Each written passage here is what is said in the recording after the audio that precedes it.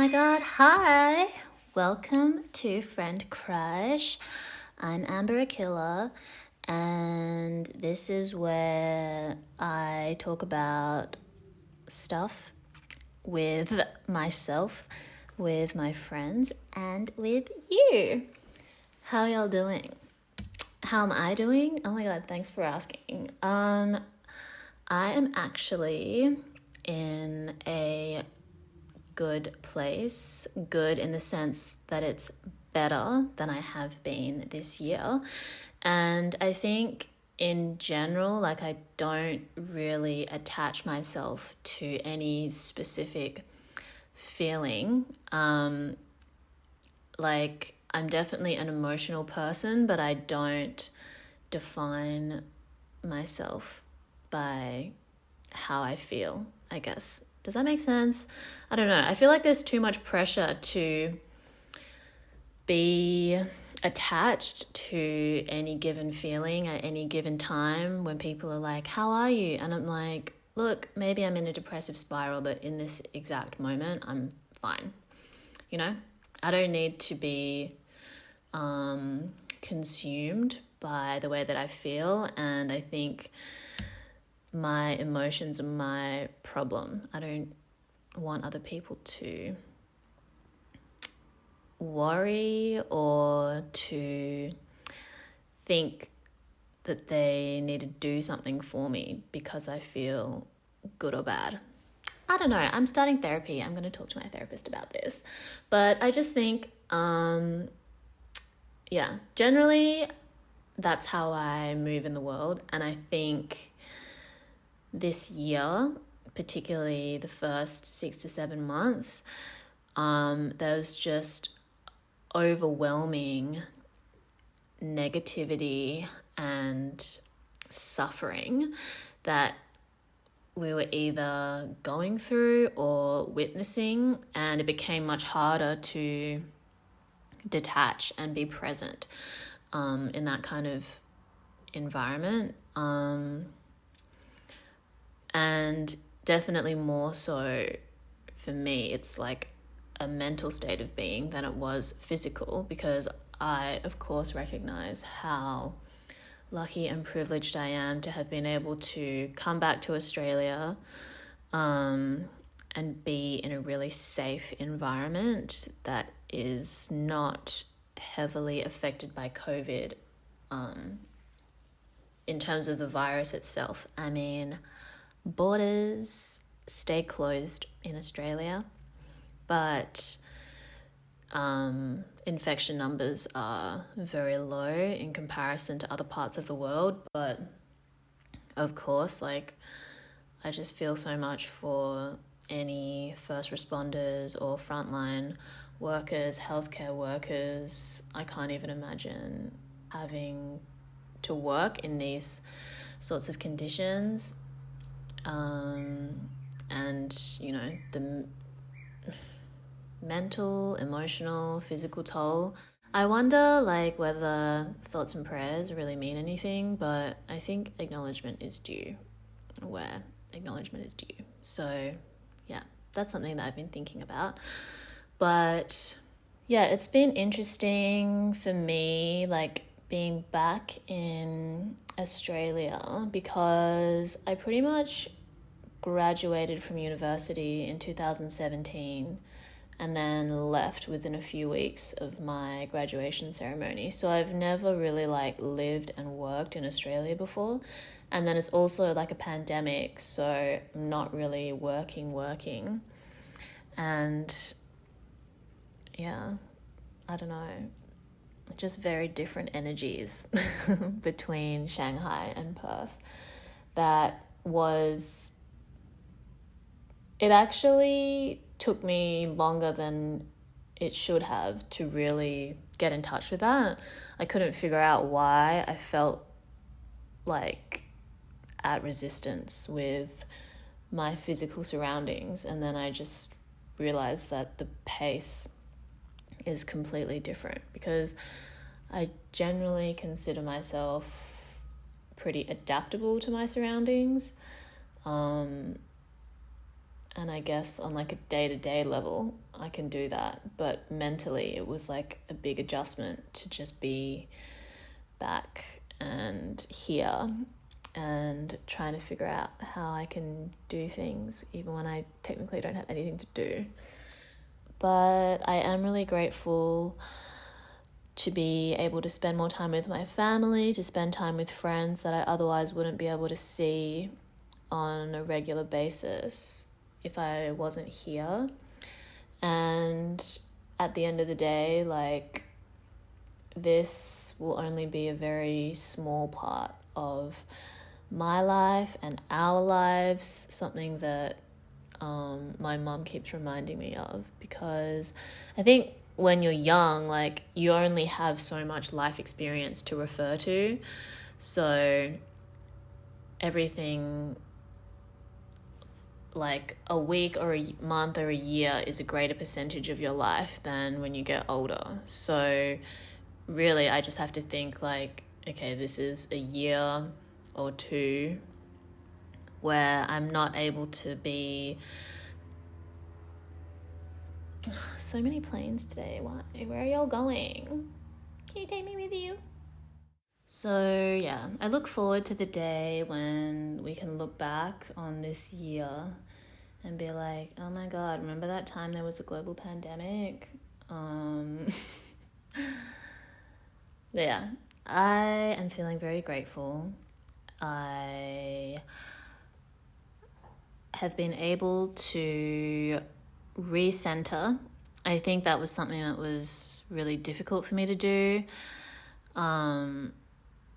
At the beginning of this year, it was just too much uncertainty, and like nothing good really comes from anxiety over things that you can't control. I can't control the spread of this disease outside of my own personal actions.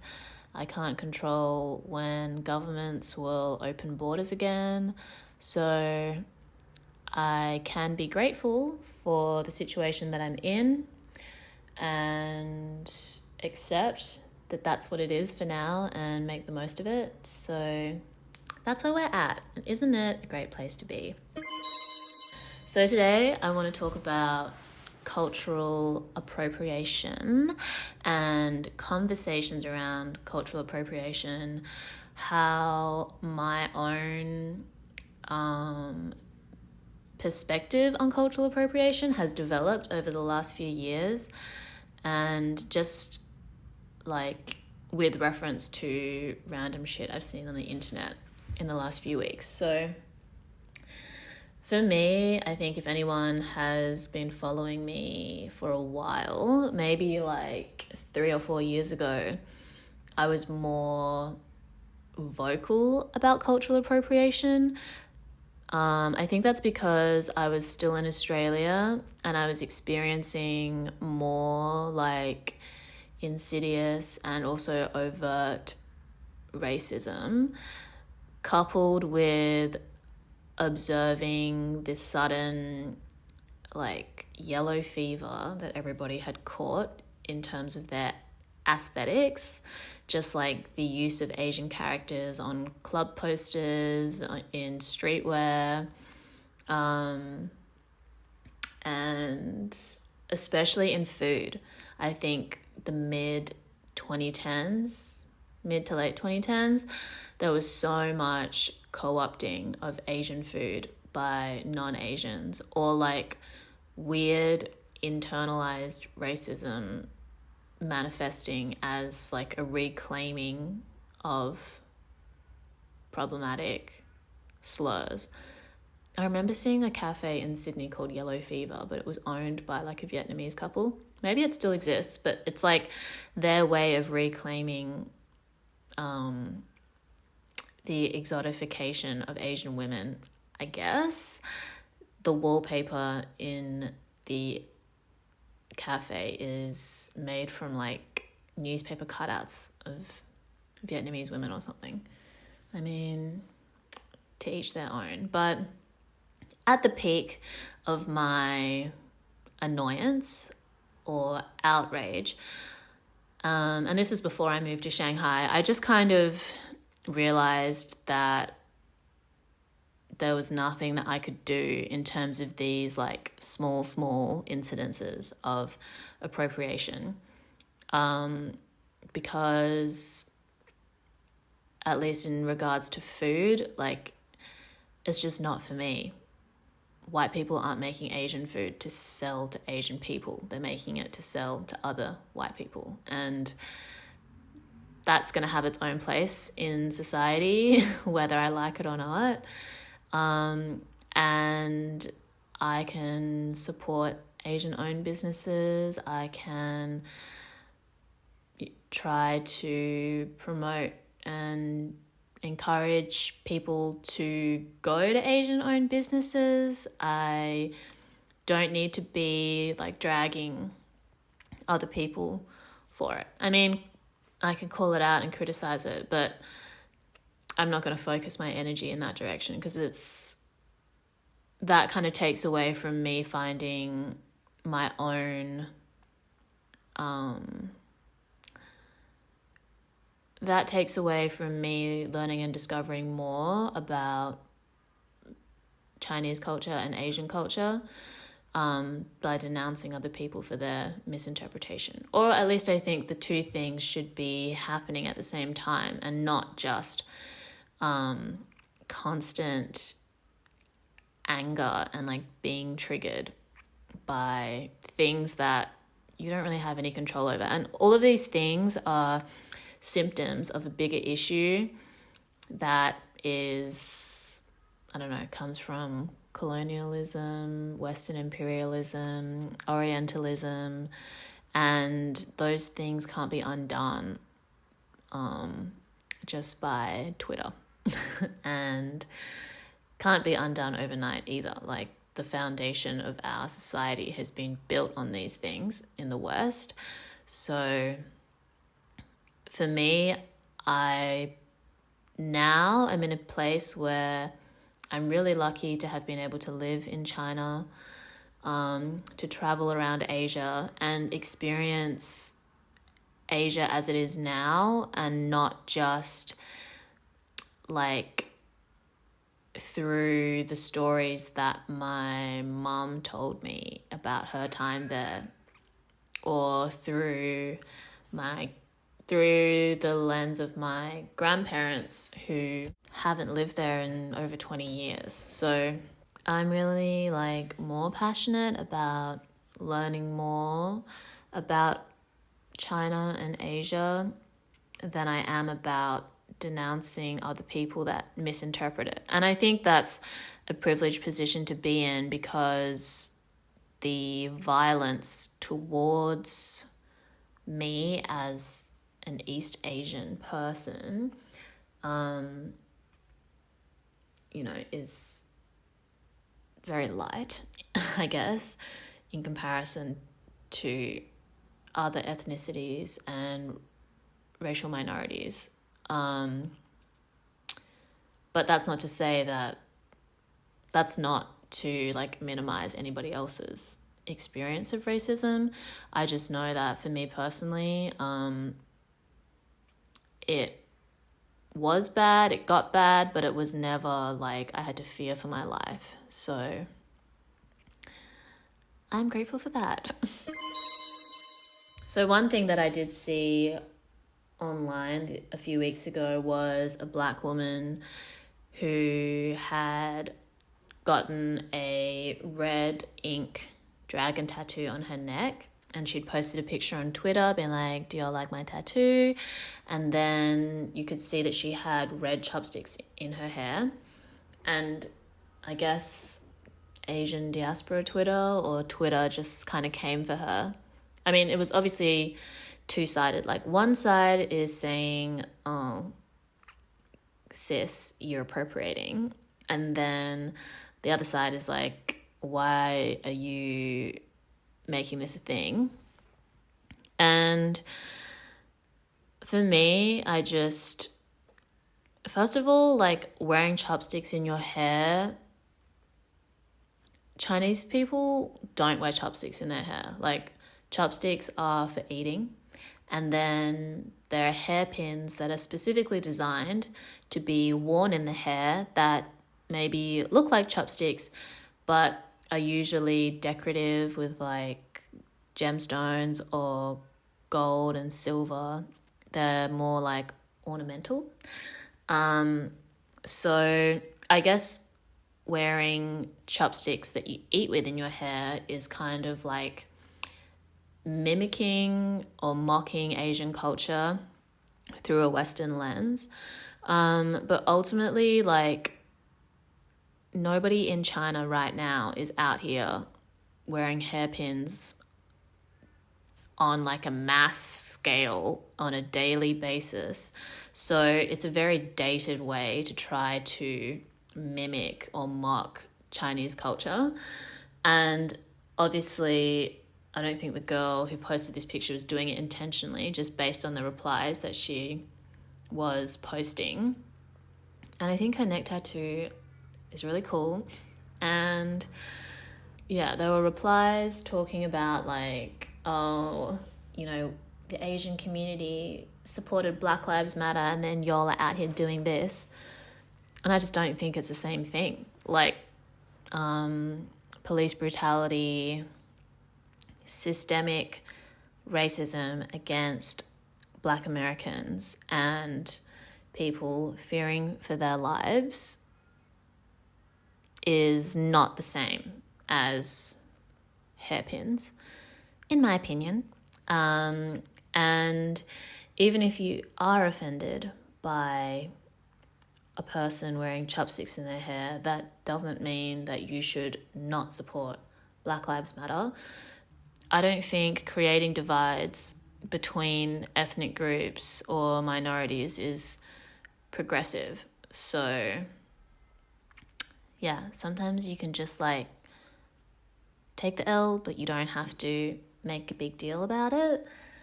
Another thing that I saw was Rico Nasty tweeting Chink. Like, she had reposted her friend's tweet about her being high or about them being high and said like, oh, you with the chinky eyes or something. And then Twitter came for her saying she's a racist, and then she went on Instagram live to apologize or something, and then got a little too defensive and made it worse. But I don't know, I just I think saying chink is like probably not the best idea on Twitter for anybody that is a public figure.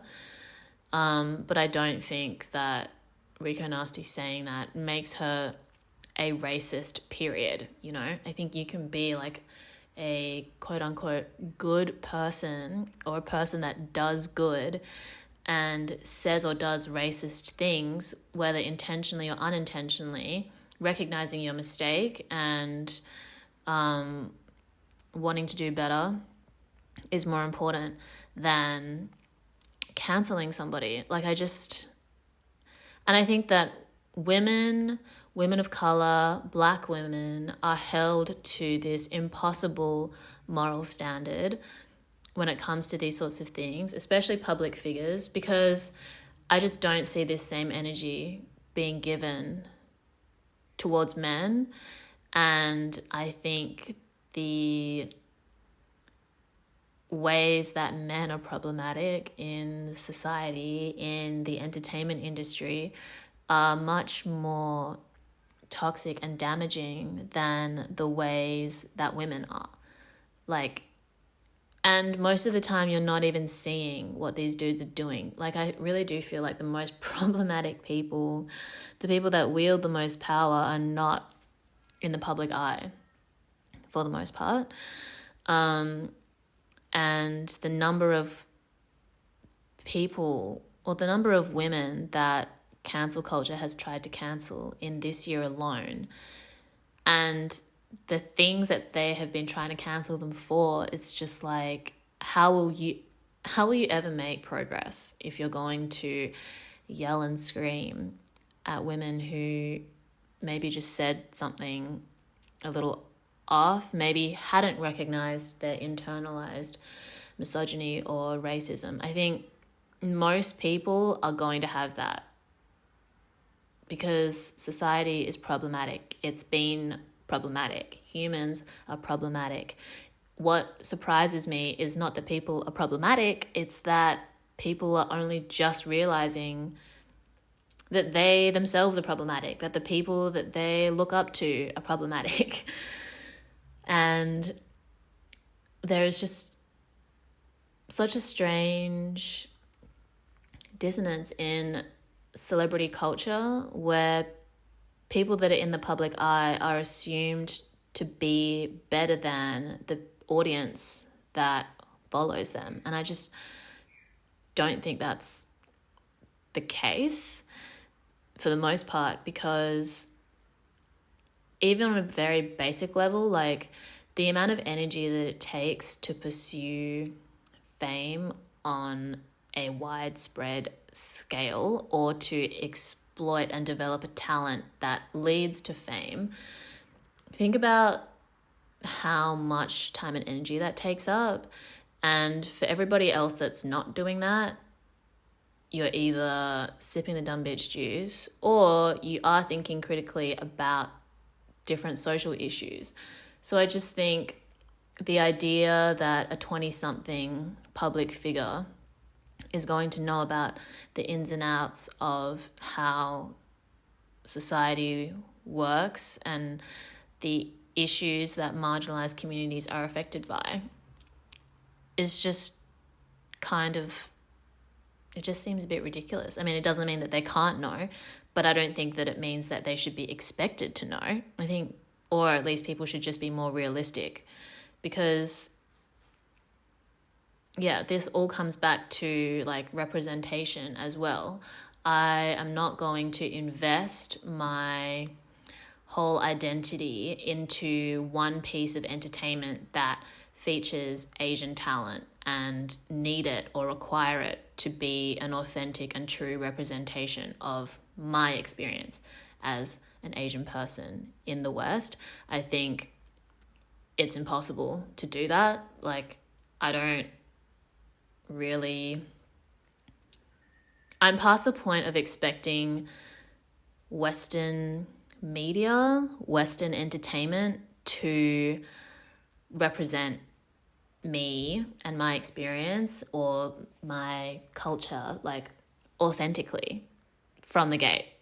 Given the context and the history that we're working with, where you have white people being cast as Asian characters with yellow face, or with white writers and directors working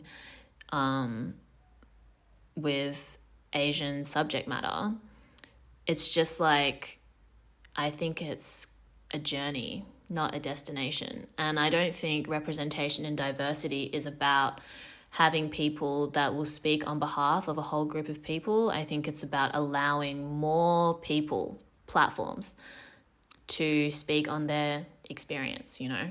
Like, as an Asian Australian who did not grow up in an Asian community, I don't really know what the Asian Australian experience is. Does it exist? I wouldn't consider it a monolith the way that maybe the Asian American experience is. And I know that a lot of Asian Americans do not identify with the general like narrative of the Asian American experience. And I think it's important to diversify that narrative rather than just have like a few signposts or people that are supposed to represent that. The more, the merrier. You know, like white people are not limited to their experiences because of their whiteness. So I don't think anyone of any other color should be either. That to me is what equity and equality and representation and diversity means to me at the moment. But I'm also open to that changing over time, because, you know, before I would maybe I don't know if it's like take it more personally or attach more weight to things that aren't really done right, but now I can just sort of laugh it off. I mean, it just doesn't have to be that deep, because I would rather spend time watching BTS crack videos. Like, I just can't be bothered being angry. And yeah, I don't think Rico Nasty is a racist because she said chink. And I think that it's unfair to try to cancel her for that when it took so long for people to cancel someone like R. Kelly, who straight up is stealing girls and holding them hostage and like assaulting them and kidnapping them. And I have no doubt people are still playing his music and still bumping him in the club, still making babies to his music. And his victims were also Black women who were not being protected the way that they should be, because if it was white women that were being kidnapped by R. Kelly, it would be a whole different story. So I think for there to be progress, women definitely need to address internalized misogyny in order to, work together, uplift, support, educate each other rather than cancel each other. But I do think that one of the reasons why people get so worked up about these things is because we are so desperate for representation. Like, we invest so much hope in these public figures to speak for us or represent us. So whenever they do something wrong, whenever you realize that they are not fully aligned, their values are not fully aligned with your values, it can be really disappointing. And we're so desperate for representation, we're so desperate for change that maybe it feels good for those people to try to cancel somebody in order to feel like they're doing the right thing. That's not the approach that I want to take, but maybe a possible explanation for why. Like, I don't think men have this problem because you're not at a loss for representation when it comes to things that dudes can do, for the most part. I think there is definitely a lack of representation for Asian men in Western media, but there's not even enough representation for anybody to be cancelled like that. So, yeah, I don't know. It's a really weird time. I don't know. But I feel like cancel culture will continue to exist. And I will be on the fringes, observing and laughing about it and talking about it, because I can't lie, I don't want to be part of the drama, but sometimes it's more entertaining than some of the TV out there. I recently watched Sense8, which I have been posting about on my Instagram. And a lot of people have said that they also really enjoyed the show. And then other people have said that it's problematic and reductive in the way that it presents characters of color, and the Wachowski sisters are also problematic. And I think all these conversations need to be had for sure, in order to recognize how we can all do better. But at the same time, I'm not surprised that white people are problematic, regardless of their gender identity or their sexuality. I am not surprised that people would want a more nuanced representation of the characters of color, but I do think the fact that they're even included. And for me, they're given, enough character development throughout the series for me to feel like they tried, or for me to feel like it's true to whatever the show is trying to achieve. But I'm not watching the show and only having positive reactions. I'm still thinking critically when I'm not distracted eating potato chips to think about, the way that they portray a white male police officer, the issues that the Korean woman, the Indian woman, and the African man are dealing with, and how it does, of course, play into stereotype, but I have no doubt that they are issues that people in those situations would probably have to deal with. At least, even though I'm not Korean, I know that there are a lot of issues, especially in Asian families, that have to do with honor and making sacrifices for your family, there being a hierarchy between men and women as well. So yeah, I haven't seen a show that is like Sense8 before, that is shot in so many locations, and that is, to me, able to kind of integrate a very diverse group of people in a way that seems natural, or in a way that shows that no matter where you're from, we are all still able to connect over the same things because we're all humans. That there is commonality to be found, even across languages, across continents. I think that's a powerful message, which is for the most part communicated in Sense8. I have no doubt that if you looked at it with a really critical lens, you would find problems. Even me not looking with a critical lens, I found problems, but I'm not going to expect one TV show to address everything with nuance. And when there are racist or homophobic jokes or comments made, I feel like they're dealt with in a way that is showing you stuff that people have to deal with and not normalizing it, because we do live in a very racist and homophobic society. A lot of people are racist and homophobic. So to have a show where you have a diverse cast and not have any characters deal with those issues would be almost more problematic than not having them there.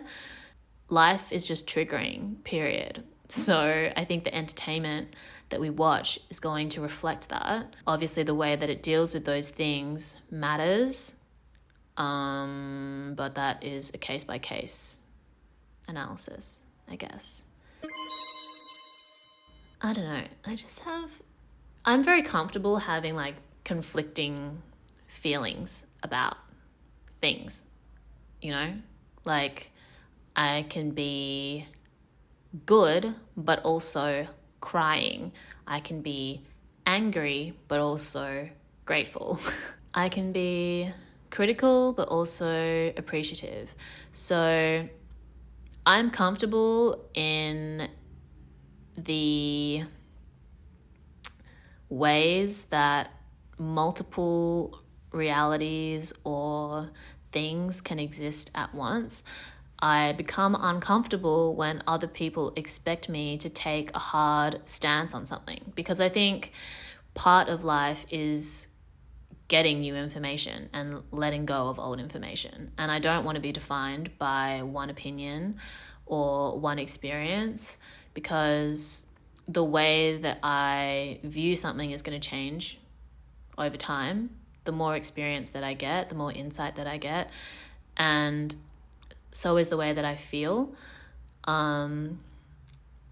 As we've just discussed, the way that I felt about cultural appropriation changed a lot, especially when I moved to China and was able to experience life and people that are Chinese outside of the very limited, very white upbringing that I had in Australia.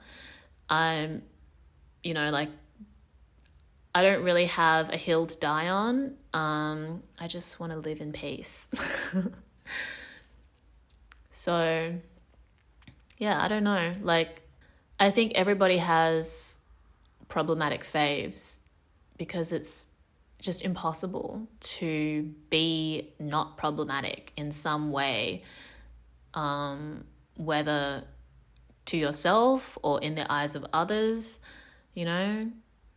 I'm very comfortable with that. I'm still trying my best, still figuring it out. And I think an aversion to change and development is very not progressive, and we should all be giving people space to do better. Like, in the same way that in feminism, everybody is arriving to their personal empowerment at a different time, at different times. And it's important to allow that and create space for that, because you don't know what you don't know. You can't change what you don't acknowledge. And when you're growing up in a society that is misogynistic, racist, homophobic, classist, you're internalizing things that you're not even aware that you're internalizing. And whenever you realize that you have those things within you, is going to be different for everybody, because those things still exist even if you personally don't identify with those things. It's about creating space between yourself and those ideas and being affected by them. And you're often not really given the opportunity to do that if you're just consuming mainstream media, if you're not having tough conversations with the people around you. So, yeah, I don't know. I think because I grew up with people who, a lot of them didn't know any people of color. They didn't understand racism. And how could they understand it if they weren't able to experience it, if nobody else that they knew was experiencing it? So I think that put a lot of things in perspective for me. Like, if you're a woman who is not friends with anybody that identifies with feminism, is not actively trying to empower themselves outside of the expectations that society has fed them, then how is that person going to know better? The same way that, an American, Australian, European-born Asian that is not in touch with the country or the culture that their parents are from, they're not necessarily going to know better either in terms of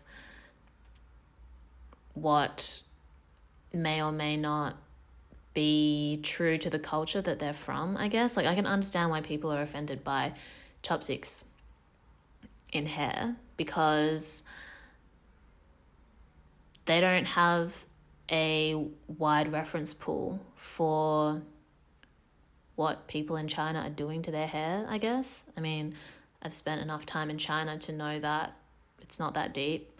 And Chinese people would probably just laugh at you. Forget chopsticks in the hair being offensive. It's probably just corny at this point. But everybody has a right to be corny if that's something that makes them happy, at least for me. When you're getting to a point of putting on yellow face, talking in a mockingly Asian accent or taking opportunities away from Asians that could do the job themselves. Those things should be called out. When you are perpetuating hatred and violence, that's when shit starts to get real for me. But these little things, I just don't really care about anymore. I just have a laugh and move on with my day. Watch this Chinese soap that I'm watching at the moment to try to expose myself to Mandarin. Go and make food or go out and buy bubble tea. Peach oolong. Anyway, I'm rambling. Do I make any sense? I can't tell. I hope everyone's having a good day. Let me know your thoughts. I'm always interested in seeing other people's perspectives. Doesn't mean I have to agree with you. Doesn't mean you have to agree with me. But, stay hydrated and look after yourselves. And I'll talk to you soon. Ciao.